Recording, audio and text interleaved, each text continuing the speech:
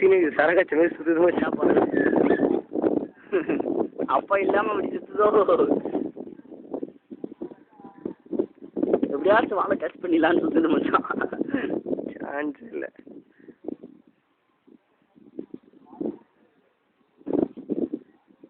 எதுக்கு சுத்துது நேரத்துல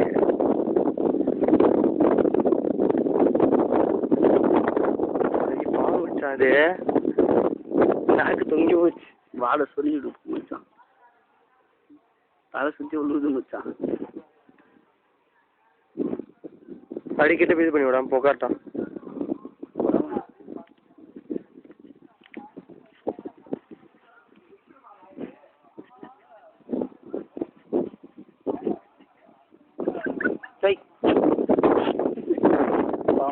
கொய்யால சிரிப்பு